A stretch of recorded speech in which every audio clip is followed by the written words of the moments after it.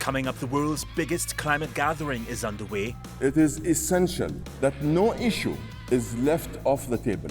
Activists, scientists and world leaders in Dubai discuss, among many things, ecosystem destruction, the global stocktake and refrigerants in our atmosphere. That chemical formula is sometimes like 300 times more stronger greenhouse gas emissions than carbon dioxide. The United Nations Development Fund tells us their concerns about the pace of planetary heating. What do we do now? This feels so overwhelming. And we look at the climate crisis in Iraq and a series of droughts that have led to the displacement of hundreds of thousands of people. 1 in 4 farmers in Sinjar and Baj had to give up farming this past summer. This is Just 2 Degrees on TRT World.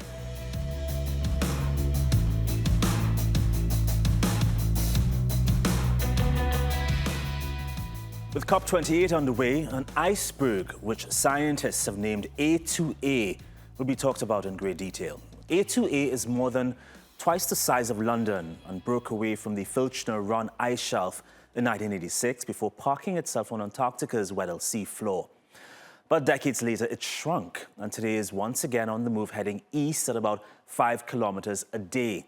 Well, icebergs do normally gain and lose size as part of a natural cycle, but scientists at the British Antarctic Survey say global warming is behind the loss of huge quantities of ice in Antarctica every year. A study published in the journal Science Advances found 28 of around 50 Antarctic ice shelves have lost more than half their size since 1997. It is concerning as the continent plays an important role in regulating Earth's climate. On an official visit in November, UN Secretary General Antonio Guterres said the world's ice mass is at a critical tipping point. To rescue Antarctica, to rescue Greenland, to rescue the glaciers that I've seen in Nepal, it is absolutely crucial to end the addiction to fossil fuels. Fossil fuels are the first source of climate change. And I hope that the next COP will be able to decide the phase out of fossil fuels with a clear time frame that is compatible to guarantee that the temperature will not rise more than 1.5 degrees, and with that to rescue the Antarctica, the Greenland and the glaciers that are melting at an accelerated speed. Well, a major focal point of this year's COP28 climate conference is a shift from target setting to coordinated policies and the implementation of actions which benefit the planet. And one opportunity to accelerate and strengthen international coordination is through cooling technologies. That's why the United Nations Development Programme has collaborated with the Turkish government to tackle the widespread use of refrigerants in Turkey. First, I'd like to start from why cooling may have adverse effects on the climate that we are currently living in. Because air conditioners and our freezers, our refrigerators, they all contain cooling agents. It's a gas which is including a formula that includes fluorine. So that chemical formula is sometimes like 300 times more stronger greenhouse gas emissions than carbon dioxide.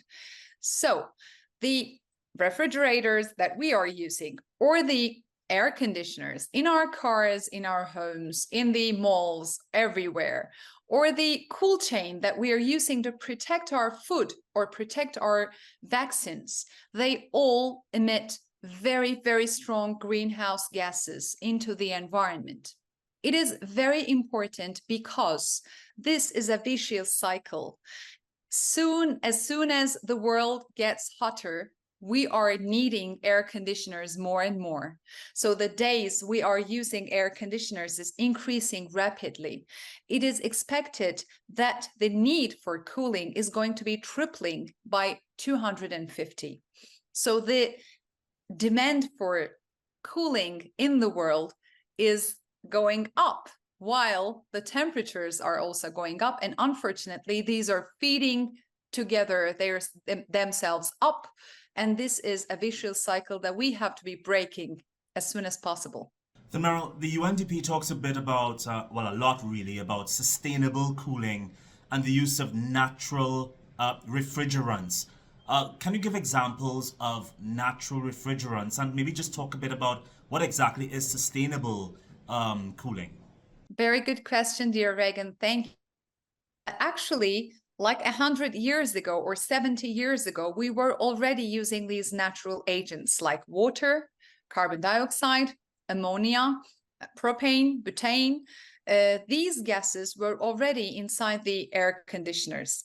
But after the Industrial Revolution, many new industrial products have emerged. These are the F-gas type air conditioner gases, the cooling agents that has higher potential of global warming. So the global warming potential of these gases are higher than water, than carbon dioxide, than ammonia. So we actually have to be getting back to the, let me say, old school natural cooling agents that we were using in our systems today. And then we have to be switching to a sustainable cooling as soon as possible. Of course, this has a lot of factors that has to be arranged, such as the technician, the maintenance service providers are not really familiar with these natural cooling agents today. They have to be using the safe handling methods to come to our house, deal with the maintenance of the air conditioners that are filled in with ammonia, for example, instead of the high global warming potential cooling agents. I understand the UNDP conducted training recently with people in Turkey. Talk about the challenges you think the country will face in switching to sustainable cooling. Yes, we are currently implementing a project which is Cool Up program. This project where UNDP Turkey is actually implementing the activities in Turkey is a regional project that is led by a consortium who's the lead, where the leader is the Guidehouse Company. And we are working in Lebanon, Jordan, Egypt, and Turkey in order to be transitioning towards a sustainable cooling. And on 23rd and 24th of November, we conducted a training in Istanbul where basically the installers, the people who actually install and assemble the air conditioners were in a training where they used the methods for dealing with these natural cooling agents inside the air conditioners, how to do the maintenance, how to provide service for these air conditioning systems. They actually had a training for handling them safely. It is very important because the largest drawback against using these natural cooling agents is the lacking maintenance sector in Turkey and in many countries around the world, because first technicians should be able to safely handle these natural cooling agents in the air conditioner systems and the refrigerants. As the effects of the climate emergency become more severe, pressure is mounting on the global north to ensure financial support for communities least responsible for global carbon emissions. Up to 3.6 billion people live in areas of high vulnerability to climate change, translating to 45% of the global population. These communities are being hit hard by floods, droughts, and extreme weather. I spoke with Cassie Flynn, who is the Climate Hub Director for the United Nations Development Programme, about what needs to be done to protect our planet.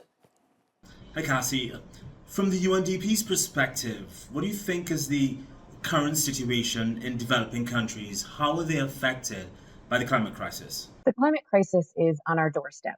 2023 is going to be the hottest year on record. And you don't have to look further than the headlines to know that we're in a new reality.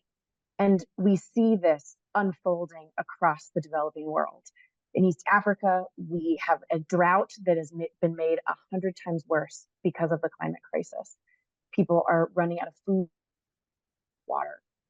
We have seen storms hit the Caribbean and the Pacific in just a relentless parade of Category 5s that are taking out infrastructure, lives, livelihoods. We've also seen, and in the headlines in 2022, we saw in Pakistan the flooding that displaced 33 million people. These climate impacts are here, they are real, and it's very clear from all of this that we've entered a new reality. The climate crisis has put us in a new reality. And for developing countries, there is a particular injustice to all of this. Because for many developed countries, they built their economies on the backs of fossil fuels. And now we're seeing the impacts of this. And the ones that are being the hardest hit, despite contributing the least to the problem, are developing countries. And so it's really important as we look at these impacts of the climate crisis that the only way that we are going to collectively solve this is if all countries can work together. And developing countries who are being hit the hardest have what they need to be able to face this new future. I really appreciate what you're saying there. I'm from a small island in the Caribbean, and we're affected by increasingly strong tropical storms and hurricanes, and we're seeing the effects of rising tides. You've listed a lot of bad things there. Do you see any reasons for hope in the coming future? I think especially for everyone who's looking at these headlines on the climate crisis and saying, what do we do now? This feels so overwhelming. I think there is a silver lining. I think there is some hope on the horizon. And it's this: we know how to solve the problem. We have the technology, we have the know-how, we have the money. What we need are the political will and the ability to transition the entire global economy so that all countries, including many small islands, especially in the Caribbean, have what they need to be able to tackle the crisis. And we've even seen some really positive moves over the last few years. Deforestation in the Amazon is down 66%. Early warning systems are starting to be rolled out across countries at a scale that we hadn't seen before. We know that, for example, investment in clean energy is at an all-time high. 1 out of every 5 new cars sold is an electric vehicle.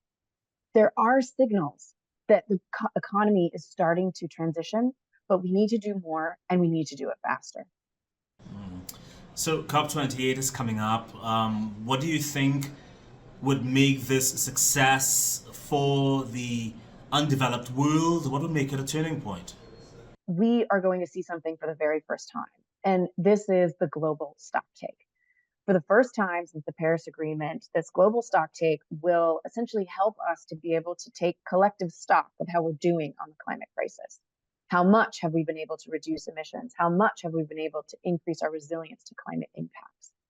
And what is going to be so important at COP28 is that we can take stock of all of this, but then turn this into bold action. This means tripling renewable energy. It means doubling energy efficiency. It means changing the way the global economy works so that investments can flow more readily toward the green transition. It means creating new green jobs. It means transforming farms and food and the way that we eat. And we can do it, but COP28 has to be a signal that that political will is there from all countries, large and small, that they are willing to do what it takes to help put humanity on a new track toward net zero. So in Honduras, there is a battle underway between the government and powerful international conglomerates. President Xiomara Castro has repealed a law enacted by the previous right-wing administration that established autonomous economic zones with their own legal and financial systems.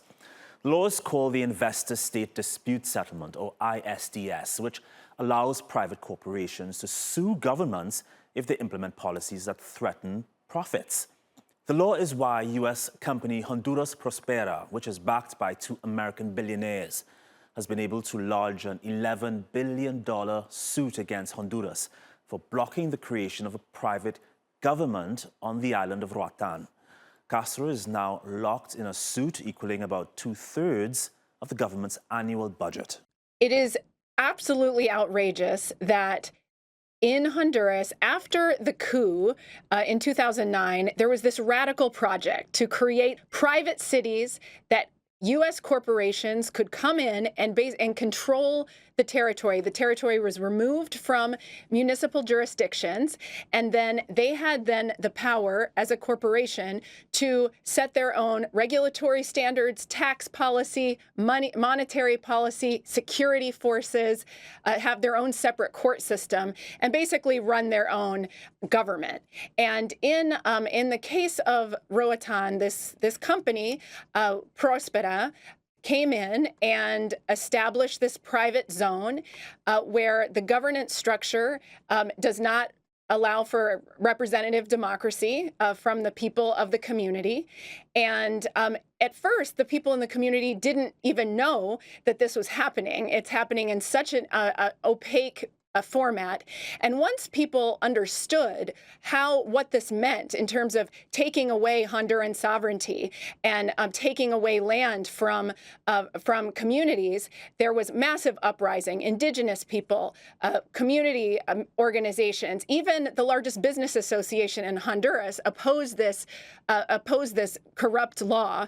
And so through the democratic process, fortunately, they managed to overturn this corrupt law. The Xiomara Castro administration ran on a platform of repealing this law, and they did so. They made good on their promise. The National Assembly overturned or repealed the law, and that really should be the end of the story. It's a victory for democracy in Honduras after a very dark period of right-wing rule. And then that's not the end of the story because of the trade agreement that no one knew about, and these secretive trade rules that empower corporations to be able to challenge democratic policies outside of the court system. This isn't in a U.S. court. It's not in a Honduran court. It's in a private tribunal of private sector lawyers, 3 arbitrators who will decide whether to basically ransack the treasury of the tiny country of Honduras to the tune of $11 billion with a B, which would bankrupt the country. So the company is using this as an additional tool to try to bully the government to not implement the democratic will of the people. And so it's very complicated, but it's actually very simple. It's once again kind of this neo-colonial project of U.S. companies going to the region, but in this very radical way. Millions of Iraqis returning home after decades of war are facing displacement once again, this time due to the effects of global warming. 60% of farmers are struggling because of droughts, which have made water all the more scarce and reduced crop yield, forcing people to go elsewhere. I spoke with Imrul Islam at the Norwegian Refugee Council about the work being done to help Iraqis respond to mounting challenges. We don't hear much about the situation in Iraq when it comes to environmental issues. But before we get into this, into how this creates refugees, talk about what the situation is like for people there. A lot has progressed in Iraq, but that doesn't mean that durable solutions have been achieved for everybody. So the formal end of the conflict was 2017, but even now, there's about 1.2 million people displaced in Iraq, and Iraq is also a refugee hosting country. So the country hosts close to 300,000 Syrian refugees. In part because of extreme drought, as you said, many people have been trying to find a life that can sustain their families. Where are they going and how is the NRC helping? Yeah, so we're a displacement-focused agency, right? So the imperative for us really is looking at that link between climate and displacement. As I said, 1.2 million people are still displaced, but even in the past few years, millions have returned home, resettled, or relocated. And now what we're seeing is climate change is really impacting their self-reliance. So as the country recovers, extreme weather, water scarcity, and drought means that less crops are being grown, which impacts the income generation. And you end up at this point where a family has to choose between staying or leaving. For us in Iraq, we've been here since 2010, and we are across 8 governorates. So you see the impact of climate almost everywhere in Iraq. I think the southern parts of the country have gotten a lot of much awaited attention because you see the extreme impacts of desalination of the water bodies in the south. And you see quite a bit of displacement from the south as well. But our recent report shows that the Nineveh Plains in the north is actually an emerging hotspot. And I'll give you a couple of data points, I think, to illustrate this for your viewers, right? 1 in 5 respondents in Baj, which is a sub-district, linked climate change to social tensions. And 1 in 4 of the people we spoke to are thinking of moving because of drought. 1 in 4 farmers in Sinjar and Baj had to give up farming this past summer. And that meant that 40% had to reduce their expenditure on food. Now, to put that into perspective, Nineveh, when there was war in Iraq, have witnessed some of the worst of humanity and have survived. And now in 2023, it is actually climate that might force them to leave. Norwegian Refugee Council is asking the Iraqi government to regulate the country's water resources more effectively. How so exactly? It's monitor, regulate, allocate. For example, Iraq has dwindling water resources, but we say dwindling because we don't necessarily know how much water it has.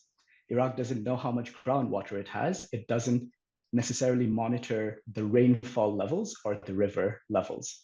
Now, if you don't know how much water you have, it's really hard, if not impossible, to make informed decisions about how to allocate that water resource. The second part of that, I think, is system strengthening.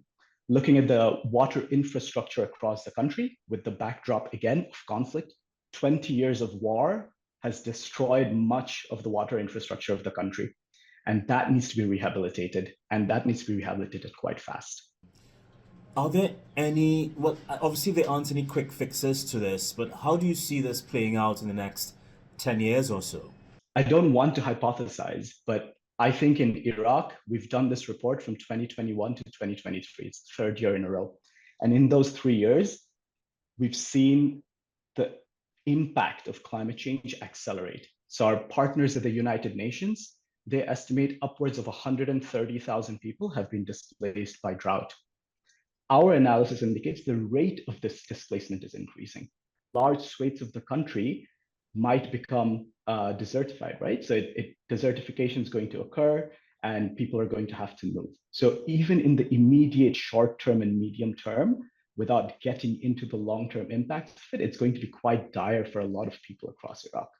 When Pope Francis, back in 2015, published his landmark ecological encyclical, in which he urged the world to stop using fossil fuels, about 354 Catholic institutions across more than 50 countries have removed themselves from the industry. But some pastors in the US, the world's top oil and gas producer, have not taken heed.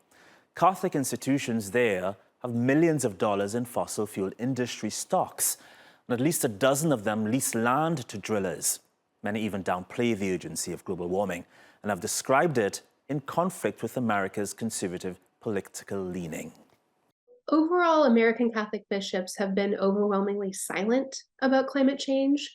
Of the more than 12,000 columns we studied, only 93, less than 1%, mention climate change at all. We also find that when bishops did mention climate change, they often diminished and distanced themselves from Catholic Church teachings on the issue.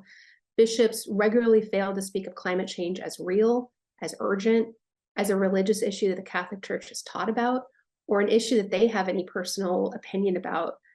So in general, when bishops did mention Pope Francis's 2015 ecological encyclical, they generally downplayed parts of Laudato Si that conflict with a conservative political identity and emphasized parts of Laudato Si that correspond with a conservative political identity. Bishops also rarely mention concrete policies to deal with climate change. Instead, if they mentioned any action coming out of Laudato Si, it was internal action like prayer and education, rather than external action like political advocacy or divestment. And bishops did not avoid discussing policy issues on other topics like abortion, healthcare, and immigration. The Catholic Church has tremendous holdings of land and wealth and buildings and networks and lots of things that could make a real concrete difference in climate change. And our sense is that the bishops largely snuffed out the spark in the American Catholic context. That's our show, but before I leave you, We've all been feeling the effects of El Nino over the past months, but the underwater world is feeling it too. Sea surface temperature has increased, and that's had a direct effect on coral reefs like this in Costa Rica. Dying corals have been expelling their algae, which is critical for the reef's survival. When corals die, they turn white, a process called bleaching. El Nino is a natural climate event you must have heard of, which occurs every 2 to 7 years, but the effect of this phenomenon is increasing because of our planet warming activities and the pollution we cause.